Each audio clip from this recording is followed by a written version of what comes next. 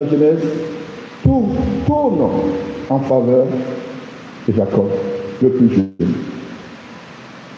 qui est le bénéficiaire des droits et de la bénédiction. Bénédiction. Elle reste ferme.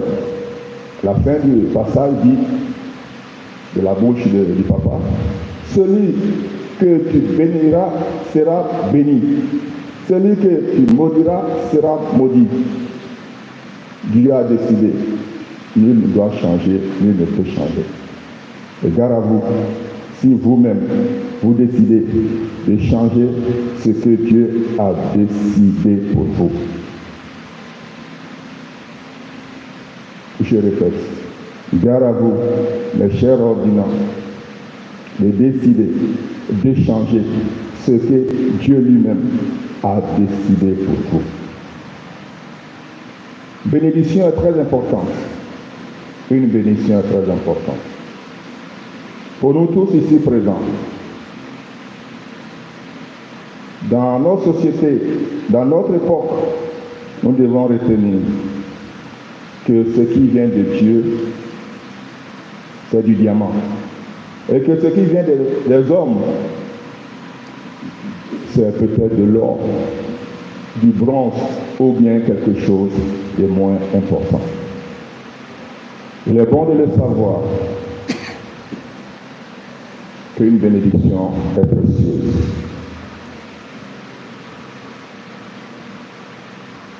Mes chers ordinants, rivalisez pour la bénédiction, pas pour autre chose. Alors, Dieu bénira votre avenir. Un jour, j'ai été très triste. Il y a quelqu'un qui a travaillé plus de 10-15 ans dans le milieu catholique avec nos proches, même des prêtres et tout, à qui je demandais service. Moi, j'ai ma façon de procéder. Un pourboire ponctuel, je ne donne pas.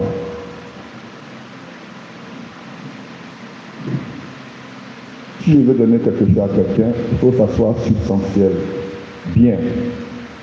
Que ça puisse servir.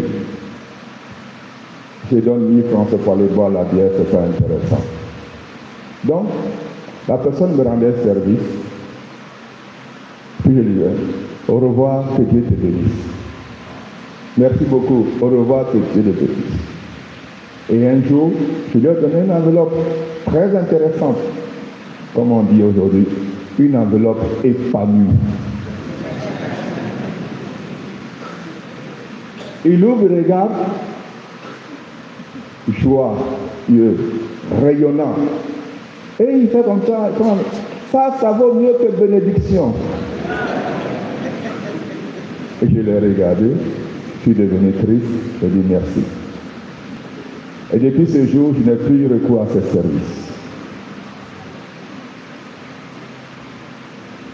Parce que l'argent, ça vient de moi. La bénédiction, c'est Dieu qui m'a donné pour transmettre. Et ce que Dieu donne, c'est du diamant. Mes chers frères, c'est ce que j'avais à vous dire comme première partie. La deuxième partie sera très courte. C'est un petit zoom